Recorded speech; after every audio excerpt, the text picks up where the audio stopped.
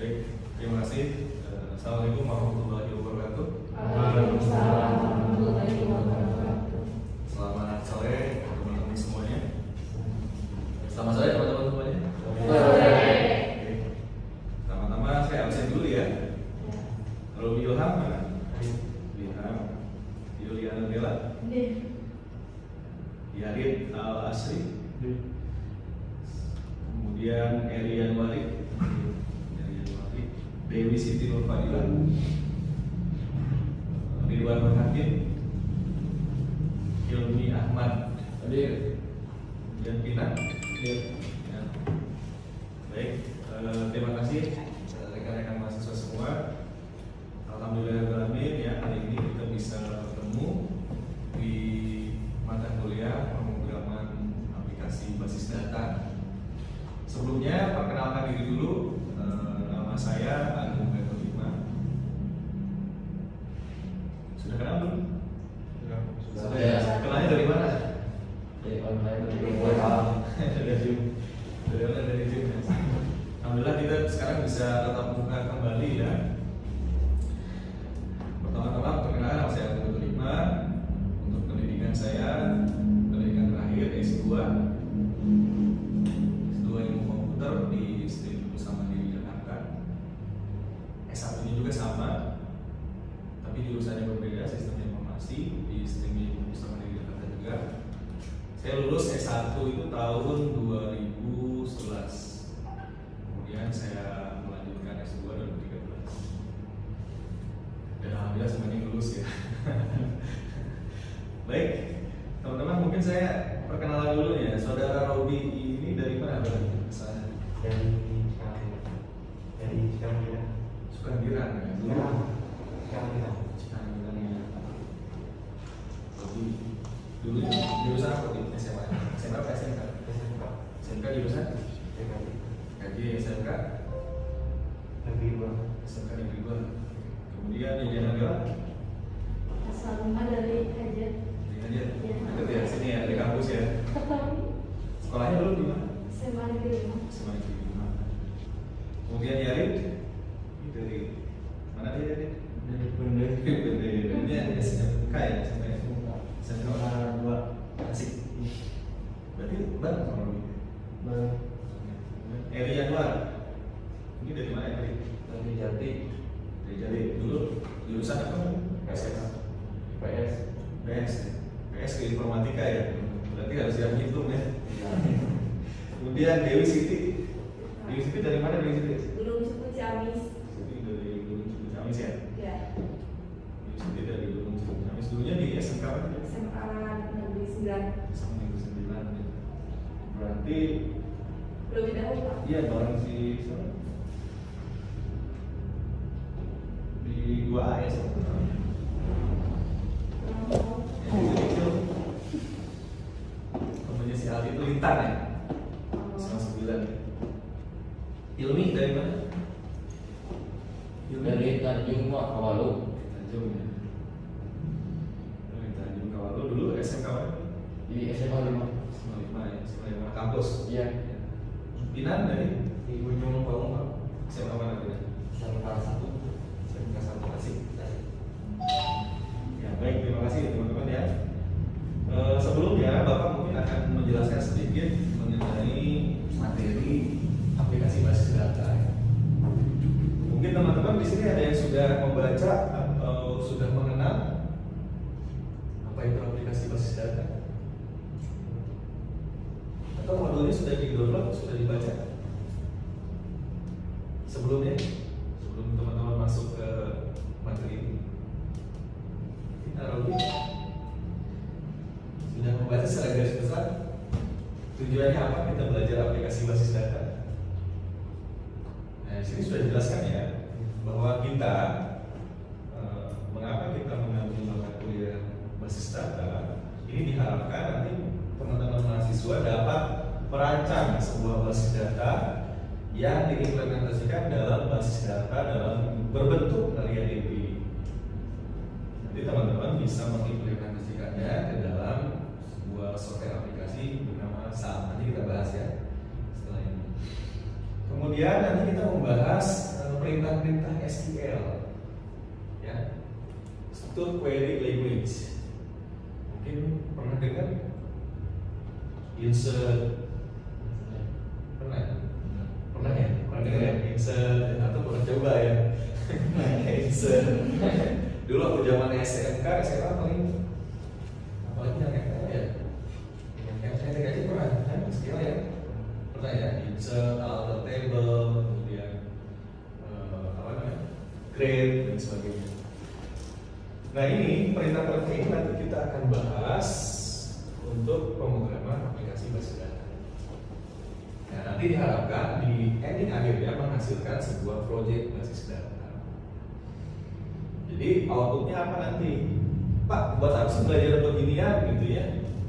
Belajar aplikasi data. Nah nanti kan tujuan utamanya nanti di lulusannya kalian menjadi programmer ya. Kalau misalnya pasnya nggak bisa jadi programmer, jadi analis sistem gitu, cuma menganalisa sistemnya aja ya. Atau mungkin pasnya nggak bisa keduanya itu gimana gitu, ya minimal jadi operator gitu. Contohnya operator itu ada yang bisa menjelaskan nggak operator seperti apa? Contoh operator jadi kasir gitu ya. Di misalnya sekarang udah kerja belum? Di mana? Di toko komputer. Toko komputer ya. Posisinya sebagai operator. Bukan marketing. Marketing ya. Nah, cocoknya nanti kalau belajar aplikasi basis data ini minimal ya, pekerjaannya sebagai operator karena ini nanti berhubungan dengan basis data di sini. Ya, kalau syukur-syukur teman-teman dia akan nanti jadi programmer. Banyak lulusan BSI yang jadi programmer ya. Contoh Reja, dia sekarang menjadi programmer dan megang beberapa perusahaan. Kenal nggak Reja? Ya, alumni sini kenal ya. Nah, dia sebagai programmer asal mulanya yang pertama dasarnya belajar dulu mengenai konsep tadi basis data. Nanti kita coba berikannya buat teman-teman semua. Nah, untuk materi aplikasi basis data ini kita ada 16 pertemuan ya, teman-teman mahasiswa semua. Ada 16 pertemuan di mana nanti di pertemuan 8 kita ada namanya ujian tengah semester. Kalau mungkin sebelumnya di semester 1 ya pernah ya, pernah apa namanya mengalami ujian tengah semester, dan begitulah konsepnya. Tapi untuk praktikum ini biasanya ujian tengah semesternya dilakukan dengan praktik di kelas. Nah kalau teori kan ujian secara online ya. Tapi kalau UTS dan UASnya ini nanti di pertemuan 8-16 kita biasanya ujiannya praktikum. Nah kalau Bapak nanti kita bantu beberapa tugas nanti dijelaskan di slide berikutnya ya. Tapi sebelumnya saya bahas satu-satu. Untuk pertemuan 1 kita nanti membahas untuk pertemuan hari ini ya, membahas tentang konsep dasar basis data. Kemudian pertemuan 2 kita membahas nanti mengenai MySQL dan fungsi dari MariaDB. Ya. Kemudian pertemuan ketiga kita membahas tentang data definition language atau DDL. Nah di pertemuan 4 kita nanti membahas data manipulation language. Bedanya apa DDL dengan DML? DDL itu untuk dasarnya, contoh kita membuat tabel, kan, menambahkan isi tabel, ya, merubah isi tabel. Sementara DML itu lanjutannya, ya, menambahkan isi dari record, ya, kemudian memanipulasi database itu nanti di pertemuan 4 dan 5. Kemudian pertemuan 6 ini studi kasus. Nanti kita akan membahas studi kasus mengenai perpustakaan, di mana nanti teman-teman diberikan contoh sebuah kasusnya kasus perpustakaan yang sederhana. Nanti di pertemuan 6 ini biasanya kita bagi kelompok, kelompok untuk mengerjakan suatu proyek besar nanti untuk di pertemuan terakhir, di pertemuan 16. Ya. Kemudian pertemuan 7 nanti ada case study atau studi kasus mengenai DDL dan DML. Kemudian nanti pertemuan 8 UTS. Pertemuan 9 kita membahas tentang PHP MyAdmin. Apa itu PHP MyAdmin? Nanti dijelaskan di pertemuan 9. Tapi sebagai gambaran, PHP MyAdmin itu adalah GUI-nya dari database. Ya. Kalau di pertemuan 1 sampai dengan 7 kita membahas mengenai comment prompt ya, secara konvensional atau tekstual. Sementara nanti di pertemuan mulai dari pertemuan 9 sampai dengan pertemuan 12 kita akan membahas aplikasi berbasis GUI. Ya. Di sini ada yang sudah mencoba? Sudah ya? Apalagi Arabi ya? Sudah mencoba ya? Oke, jurusan TKIT. Ayarin sudah mencoba? Sudah ya? Pastinya sudah kan? Mungkin di semester 1. Ya, sudah kan? Oke. Kemudian nanti di pertemuan 10 dan 11 kita membahas tentang fungsi join atau relaksasi. Bagaimana satu tabel bisa direlasikan dengan tabel lain. Ya, bisa 2 tabel, bisa 3 tabel, 4 tabel. Nah, bagaimana caranya nanti ada di pertemuan 10 sampai dengan pertemuan 11. Nah, pertemuan 12 kita coba studi kasusnya. Evaluasi sampai sejauh mana teman-teman paham nih mengenai PHP admin dan fungsi join. Ya. Kemudian pertemuan 13, 14, 15 ini ada presentasi project. Ini wajib dilaksanakan. Ini sebagai tambahan nanti untuk nilai UAS. Ya. Paham seperti itu ya? Itu kontrak mata kuliahnya. Ada 16 pertemuan 8 UTS, pertemuan 16 untuk UAS.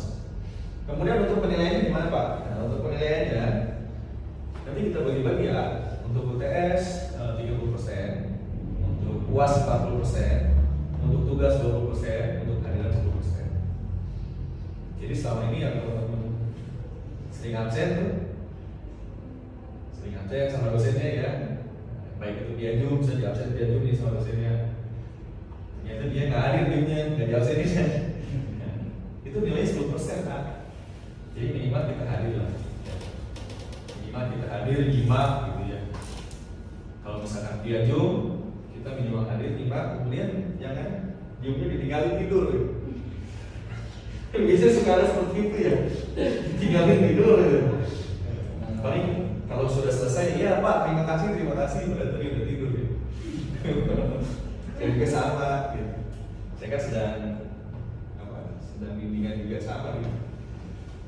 Kalau propnya, dosennya udah ngobrol, terima kasih, oh iya Pak, saya terima kasih. Terima kasih Prof, padahal dia habis tidur. Saya juga sama gitu. Tapi usahakan kita hadir dan kita catat videonya. Itu salah satu etika kita ya, ketika kita pertemuan baik itu online maupun offline, terutama online nih ya, minimal 5 gitu kan. Nah, teman-teman perlu diperhatikan lagi tadi tugas 20%. Nah, tugasnya tadi seperti presentasi project. Itu wajib presentasi project ya teman-teman. Terkecuali ada khusus lah ya. Oke. Kemudian ketentuan tugas project. Nah, ini saya tegasin dulu ya. Sebenarnya ini telah ditegasin ke semua sih.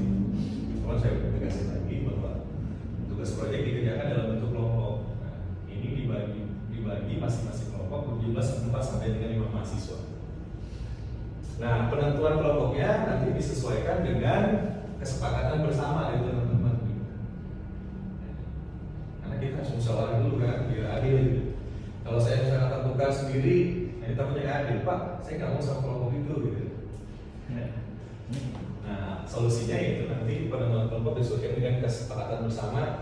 Biasanya kita bentuk di pertemuan ke-12 nanti pembagian kelompoknya ya.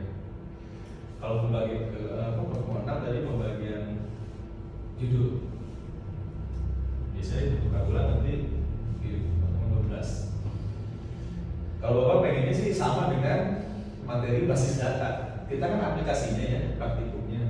Kita pengen disamain dengan basis data. Apakah sudah dibuat di basis data? Sudah ya? Sudah ya, dibuat ya? Sudah dibuat? Sudah dibuat ya. Oke.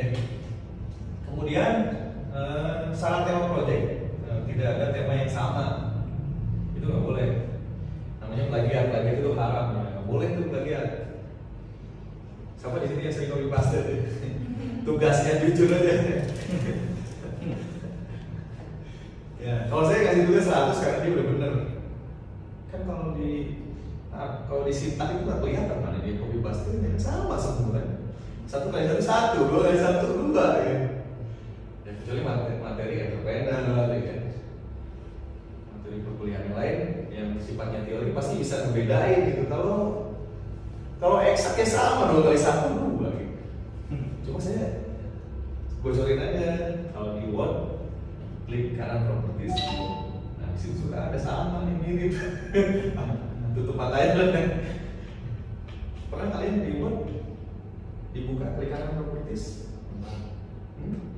Berarti tong bejaannya. Klik kanan properties. Nah di situ ada tuh. Kalau yang copy kan kelihatan, nggak dirubah dia. Kalau copyrightnya siapa? Terutama yang bisa bimbingan tugas akhir tuh. Makanya kalau bimbingan tugas akhir pada takut sama saya, coret lagi. Biasanya bimbingan itu lebih enak ke ibu-ibu. Ya kan? Gitu Arabi. Sekarang sudah jam berapa? Ya, tapi kita ada setengah jam lagi. Begitu ya teman-teman ya. Dilarang plagiarisme. Tugas itu jangan plagiarisme. Cuma saya tutup mata aja boleh tahu. Kalian nggak pinter properties yang diubah. Beli kanan properties itu dibuat. Coba buka deh dibuat mana? Buat dibuka coba yang tugas klik kanan. Namanya siapa di situ? Jangan-jangan si Nispal gitu. Coba klik kanan properties. Nah, kalau kalian pinter ke dosen yang lain gitu, berubah. Saya ngajarin nggak benar. Klik kanan. Ilmu yang baik.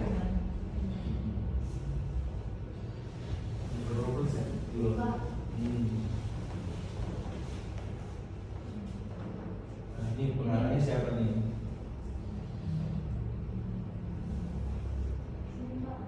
Mana ya? Ini siapa tuh? Asus. Pengarangnya Asus. Siapa nih? Pengarangnya siapa? Coba saya lihat tugasnya. Di sini biasanya dia install nama laptopnya siapa? Kinan. Ketahuan di sini. Pengarangnya si Kinan. Nggak apa-apa lah. Berarti dia ada kemauan untuk copy paste gitu. Tapi jangan ya. Saya harapkan jangan seperti itu. Kecuali kalau sintak rumus itu kan sama-sama. Kita sulit membedain mana dia copy paste atau enggak ya. Kecuali yang teori. Kalau teori kan bisa sistem adalah gitu ya. Basis data adalah, nah itu biasanya copy paste sering terjadi. Tapi kalau rumus, ya, kalau eksak biasanya kesulitan gitu kan. Kecuali rumus sintak dasar itu dari mana. Tapi kalau untuk penjabarannya kan kita tidak bisa tahu gitu lagi apa. Contoh misalkan 2 kali 1 ya 2 ya. Tapi kan bisa aja 2 itu dihasilkan dari 1 tambah 1 ya kan. Benar nggak? Ya. Tuh. Atau 4 bagi 2 ya kan. Begitulah. Kalau orang kita begitu cari ya. Apalagi nanti kita di pertemuan 12 belajar if ya. Itu nanti dibuka logika dan algoritma kita. Ya. Kemudian ada tugas mandiri. Nah, ini mungkin dosen-dosen yang lain telah menugaskan ya. Terutama teman-teman di semester 1 ya. Tugasnya membuat suka ada ngeluh di status. Tugas Pak Agung banyak banget. Nah, untuk tugas di luar biasanya kita berbentuk e-learning ya. Teman-teman nanti bisa upload di Google Classroom ya, yang saya berikan ya. Atau di website e-learning.desi.ac.id ya, di MyBase biasanya kan upload tuh gitu ya. Atau di Google Classroom ini gitu. Nanti kita gunakan 2 platform tersebut ya untuk mengirimkan tugas. Nanti penilaian akhirnya biasanya kalau Bapak dari selain plagiat ya, ngecek plagiat, dilihat juga dari ketepatan waktu. Biasanya kan di situ ada tandanya merah nih. Sama kemarin saya lupa. Yarin contohnya terlambat nih Yarin. Yarin lagi. Eri. Nah, Eri. Katanya trouble ya. Karena kerjaan ini. Ya, Kerja di mana nih? di apa ya? Bagian. Kayak mainan. Mungkin karena kerjanya banyak ya, jadi sering kelar gitu ya. Tapi nggak apa-apa, praktik masih aja gitu. Kalau yang rajin kan sih sama Bella yang rajin nih. Pinang. Saya kira Pinang itu wanita. Ternyata dia. Itu pernah kan dulu di semester situ ya, sebelumnya. Nah ini hasil pekerjaan tugas ya. Ini sama seperti semester sebelumnya. Ini dia akumulasi nanti ya sebagai nilai tugas. Next Bu.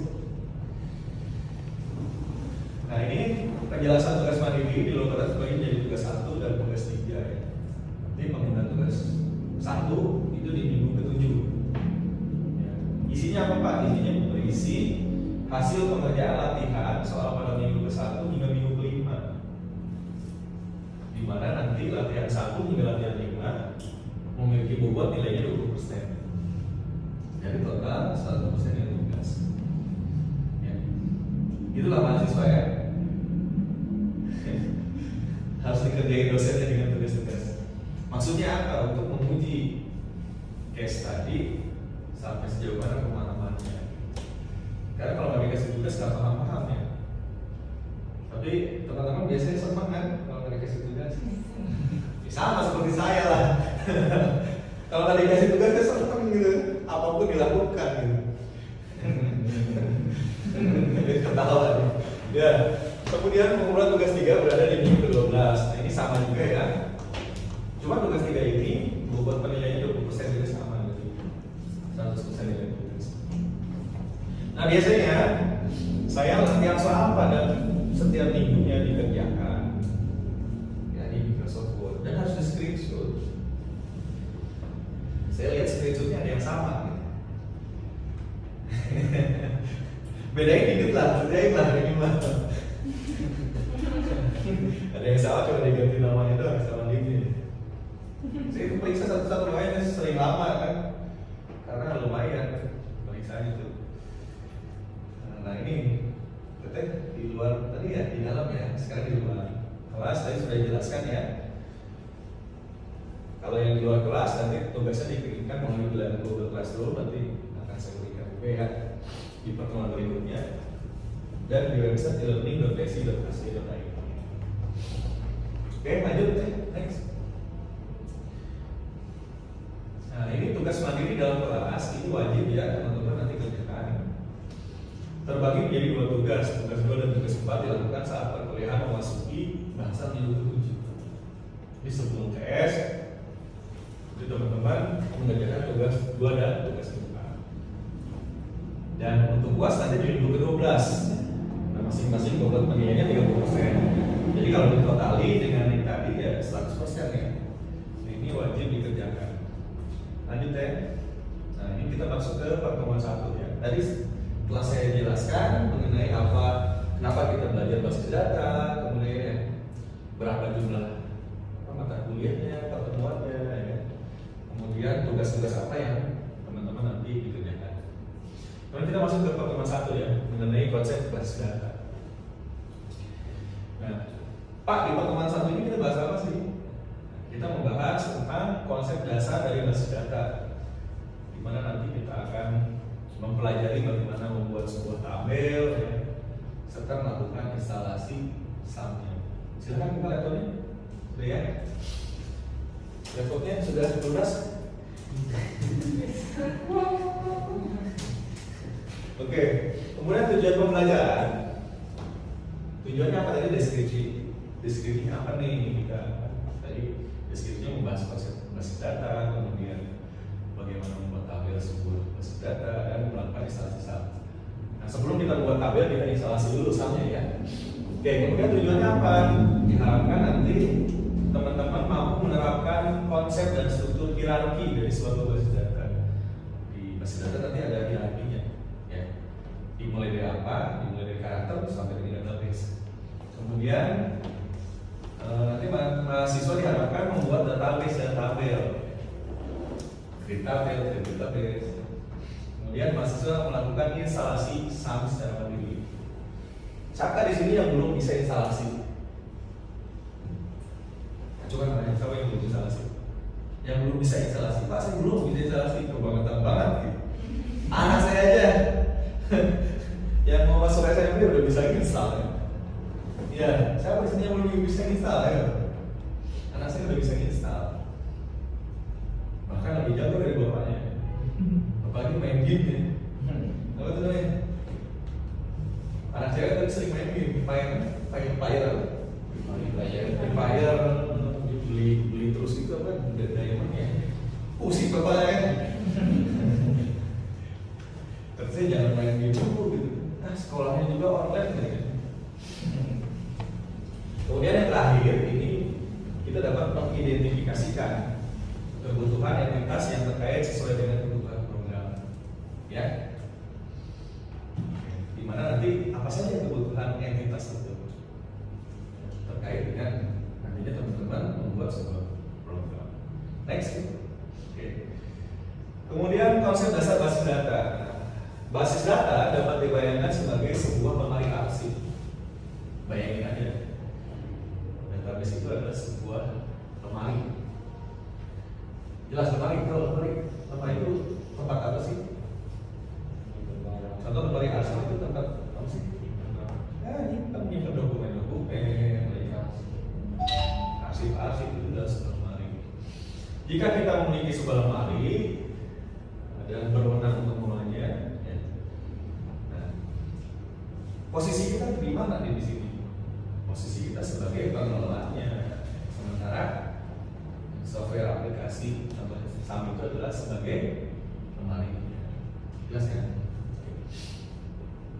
Prinsip utama basis data adalah untuk pengaturan data atau arsip. Tadi sudah dijelaskan sebelumnya. Sedangkan tujuan utamanya adalah kemudahan dan kecepatan dalam pengambilan data atau arsip. Yang sebelumnya, waktu zaman saya dulu, mengarsipkan itu konvensional ya. Mungkin di tempat kerja, masih konvensional. Masih konvensional. Masih diarsipkan itu digulir. Enggak tahu udah komputerisasi berarti. Sama juga. Sama. Di sini yang udah kerja berapa orang? Gimana? Yang bilang laptop, admin ini pasti udah ya. Nah, jadi sudah jelaskan ya bahwa tujuannya kemudahan dan kecepatan dalam pengambilan data atau arsip. Ya. Karena kalau dengan pengambilan data atau arsip secara komputerisasi itu lebih cepat, maka dibutuhkan namanya konsep basis data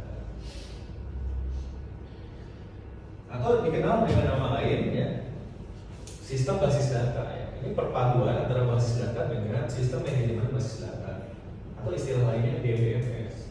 Mungkin teman-teman pernah dengar ya DBMS ya. DBMS itu gabungan dari sistemnya dan basis data. Basis datanya berbentuk grade database, grade table, dan digabungkan dengan sistemnya. Itu dinamakan dengan DBMS, database manajemen sistem. Nah, DBMS ini adalah software yang menangani semua akses ke basis data. Contohnya, pernah kalian belajar beberapa akses? Akses ada yang pernah belajar beberapa akses? Di SMA nya, di SMK nya, atau di semester sebelumnya? Akses belum? Belum ya. Kemudian Oracle apalagi itu Paradox itu di DLP belum ya? Atau PHP Designer kode iMeter belum ya? Oh, berarti masih polos ya, masih suci belum dipotes ya. Nggak tahu nih yang semester bisa apa enggak ya. Nah ini sudah dijelaskan tadi perpaduan antara basis data dan sistem itu dinamakan dengan DBMS. Jadi DBMS itu adalah perpaduan antara sistem dan basis data, di mana menghasilkan sebuah software yang menangani semua akses basis data. Next tuh. Nah, tadi telah dijelaskan ya mengenai hierarki. Hierarki basis data itu dimulai dari karakter, dari sini dulu lah. Ini satuan yang terkecil, kemudian atribut, kemudian record, kemudian tabel, dan database. Jadi dimulai dengan karakter dulu. Sudah ngantuk? Belum ya? Nah, apa itu karakter? Karakter merupakan bagian terkecil dari database. Nah, biasanya berupa numerik. Numerik itu angka dari 0 sampai dengan 9. Kemudian huruf dari A sampai dengan Z. Atau karakter-karakter khusus seperti asterik, ya, kemudian simbol persen, ya, tag, ya, dan sebagainya. Kemudian field itu apa Pak? Field itu dikenal juga dengan istilah lain atribut. Di mana atribut merupakan bagian dari record yang menunjukkan suatu item data yang sejenis. Nah, contohnya atribut nama, field name, ya, field kelas, dan sebagainya, field nilai. Orang ada yang menyebutnya field, ada yang menyebutnya atribut, itu sama aja. Kemudian record merupakan kumpulan dari nilai dari sebuah atribut yang berkaitan dengan sebuah entitas secara lengkap. Contoh, di sini contohnya record entitas mahasiswa, di mana record entitas mahasiswa itu adalah kumpulan dari data value dari field. Jadi entity mahasiswa atau record mahasiswa adalah kumpulan dari nilai dari field. Nah, kalau misalnya kumpulan dari atribut atau ini disebut dengan record, ini seperti itu. Kemudian table. Ini kalau kita bacakan, mungkin teman-teman bisa baca ya. Nah, table itu intinya adalah kumpulan dari record. Kalau recordnya lebih dari satu, nah ini bisa menggunakan. Oke. Dilanjut dengan database. Nah, ini yang terakhir database. Database adalah kumpulan tabel-tabel yang saling berrelasi, disusun secara logis sehingga menghasilkan informasi yang menjadi benar dalam proses pengambilan keputusan. Ada yang bertanya? Minta tolong mungkin nanti. Ada yang bertanya nggak sih? Coba Pak Rudi. Nanti saya kasih bebas tulis kan tulis. Ada yang mau bertanya? Ada? You will lihat. Yang paling antusias.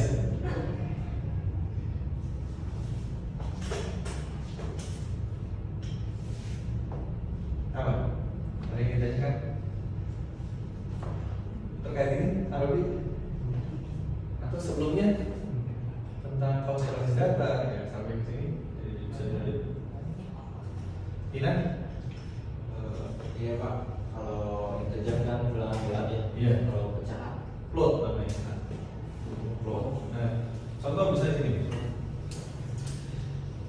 Bilangan integer dengan float dengan pecahan contohnya apa perbedaannya?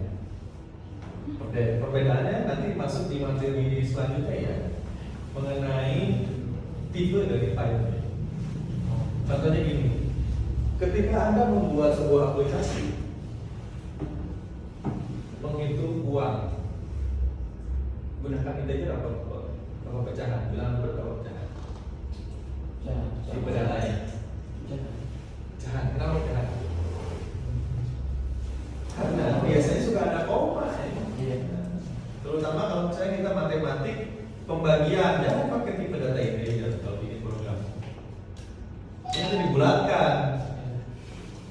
5 dibagi 2,5 jadinya 2. Biasanya anak-anak seperti itu, terutama nanti pada tugas akhir itu pasti saya nanya, coba rubah datanya jadi integer. Kan lagi tegang tuh dia tugas akhir. Pak, ini kok nggak bisa ngebagi ya? Ya nggak bisa dong, dari integer saya rubah. Gitu ya. Terima kasih Arfi dan pertanyaannya. Dilanjut deh. Nah ini contohnya ya. Ketika kita menemui sebuah kasus, contoh mungkin semester sebelumnya ya, teman-teman pernah belajar membuat tabel ya, seperti ini, ya, di Excel atau di aplikasi yang lain. Di sini 12014, contoh misalkan Helga, Cawa. Nah ini adalah kumpulan dari karakter. Ya, kalau field ini satu-satu kan, satu kolom. Berarti nggak maksudnya? Field ini satu kolom. Contoh di sini field name, field nama, field alamat. Atau istilah lainnya atribut name, atribut nama, atribut alamat. Ini satu kolom. Itu namanya field. Kalau record kumpulannya kan. Nah, kumpulannya nih 1, 2, 3. Nanti record pertama, 1, 2, 3, record kedua, 1, 2, 3, record ketiga. Nah, kumpulan dari record ini namanya table. Ngerti nggak? Paham nggak? Ya. Kalau karakter itu satuan terkecil. Ini satu data. Ya. Ngerti nggak maksudnya? Paham nggak dari gambar itu? Kalau saya tambah lagi, ini nama, alamat, jenis kelamin. Ya. Berarti ada berapa atribut? Ada 4. Jelas ya? Kalau record apa? Record kumpulannya. Semuanya. Bukan semuanya, kan kumpulan dari ini. Oke. Kalau semuanya itu namanya table. Kumpulan dari record namanya table. Kalau record kumpulan dari atribut. Biasanya kapal ini gitu tadi teorinya banyak kan deskripsinya. Intinya segini. Kalau misalkan di soal ada ya, di soal basis data, kumpulan record dinamakan tabel, kumpulan field dinamakan record, ya, kumpulan tabel dinamakan database. Nah, untuk di sini kenapa dinamakan database ya? Karena lebih dari satu tabel. Tapi ini contohnya hanya satu tabel ya.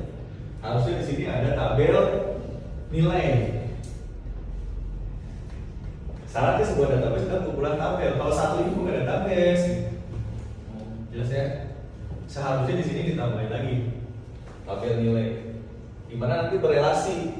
Nanti di pertemuan 10 kita bahas relasinya. Misalkan di tabel nilai di sini, tabel nilai ada NIM juga. Nah, NIM ini berhubungan dengan ini. Nanti ya. Jadi kalau kita misalkan lihat nilai si Yarin, ngambil data nama, alamat, jenis kelamin itu dari tabel mahasiswa ini. Jadi tanpa harus di tabel nilai kita buat lagi, gitu ya. Jelas ya? Oke, di next book. Nah, sekarang kita coba instalasi sumnya. Sebelumnya melalui grup WhatsApp ya, kita sudah menginstruksikan ya nggak apa-apa, menginstruksikan penginstalan sumnya ya. Apakah teman-teman sudah diinstal? Coba saya pengen lihat dulu. Masih ada waktu 10 menit lagi ya? Ya, 10 menit lagi. Sekarang berapa? Ya, 10 menit lagi ya. Oke. Instalasi sumnya ternyata sudah ya. Versi berapa itu lah? 324. 3 berapa? 324. 563. Oh, 5 berarti lebih rendah ya. Ada yang lebih tinggi nggak? Usahakan yang terbaru lah, versi 7 atau versi 8. Karena kan BSI apa namanya? Nanti kita belajar framework CI ya. CI, kemudian Python, Laravel itu membutuhkan versi sumnya yang tinggi. Sekarang 8 kan yang tadi. Tapi ini masalahnya laptopnya kuat nggak? Itu baru ya? Baru. Berapa? RAM-nya berapa? Kalau aplikasi basic besar-besar, RAM-nya berapa? 6 ya cukup. Ini masih 2. Ya, loading lah.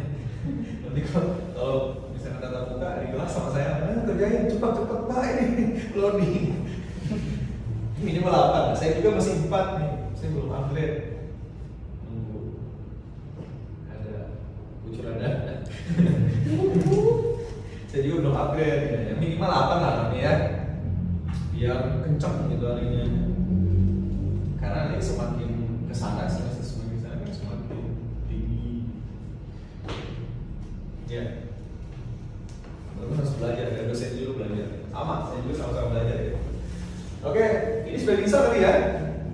kesulitan nggak instalasi ini?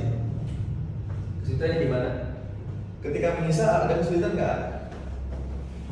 Coba kita juga. Nggak ada kesulitan ya, gampang semua kan? Kemudian buka sekarang kontrol panelnya dibuka. Tadi mungkin bisa dibuka PDF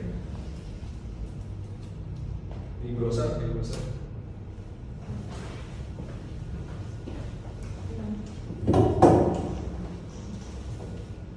Nah ini ya cara instalasinya.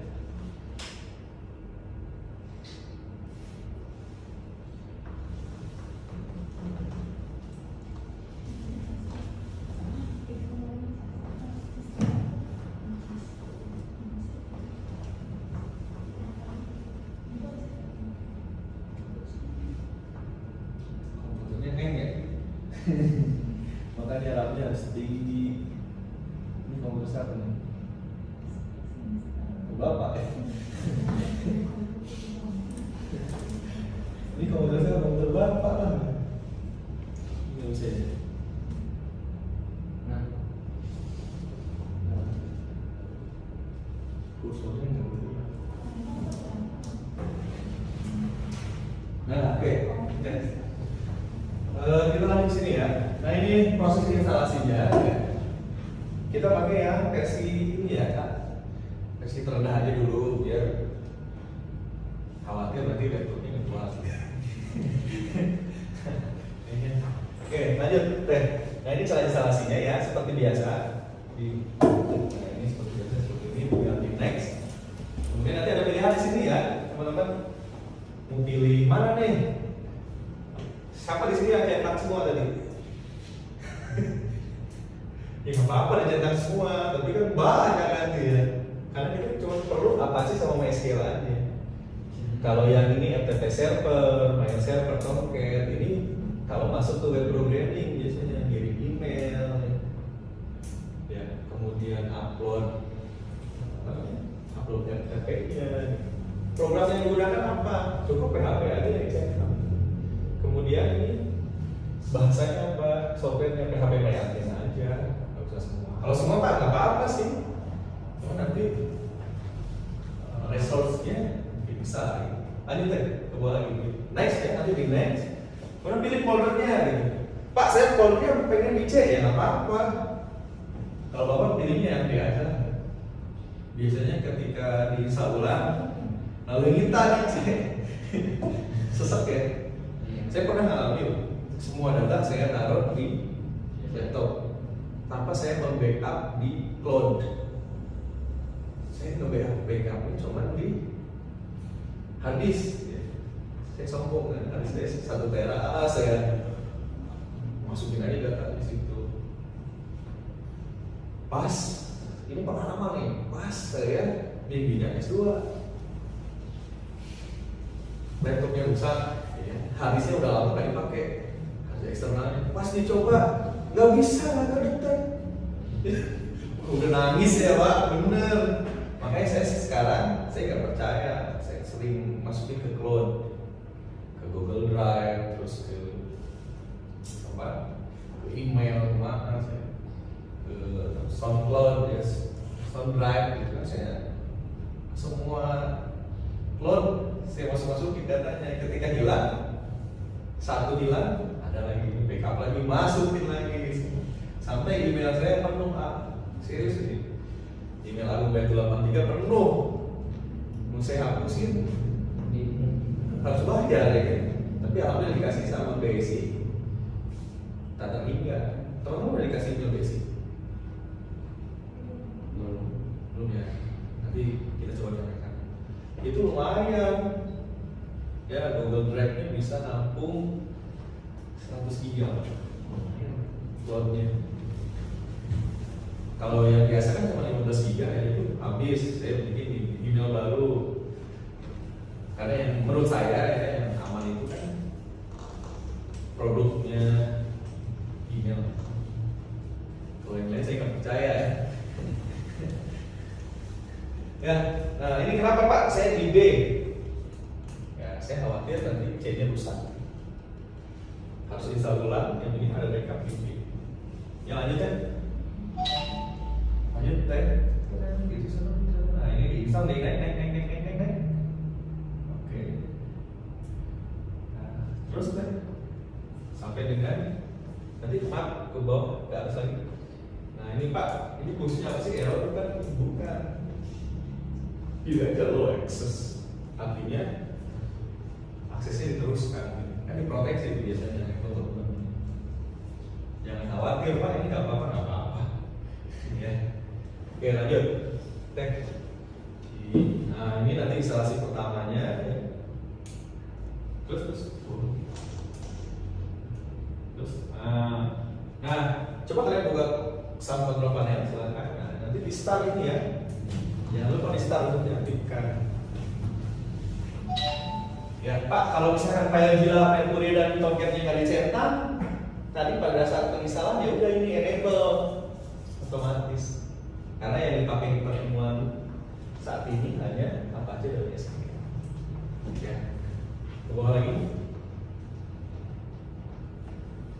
Terus, oke, nah ini terus, oke. Nah, sampailah seperti itu. Kalian udah bisa lihat ya, dan sebenarnya saya lihat tadi yang saya sounding di sebelumnya di WhatsApp itu udah kalian install ya. Oke. Lanjut deh ke slide PPT-nya. PPT-nya, PowerPoint-nya ya. Nah, sampai dengan ini ada yang ditanyakan nggak? Berarti capaian kita sudah sampai akhir ya, sudah tahap instalasi SAP. Ada yang ditanyakan nggak sebelum kita closing? Gak ada ya? Oke, tugasnya untuk pertemuan hari ini teman-teman dilihat di modul ya, untuk tugas latihan di pertemuan 2 ya. Coba kalian kerjakan terkait dengan bagaimana cara membuat database, create database, create table, DDL, data definition language. Ada yang ditanyakan nggak sebenarnya? Ada ya? Oke.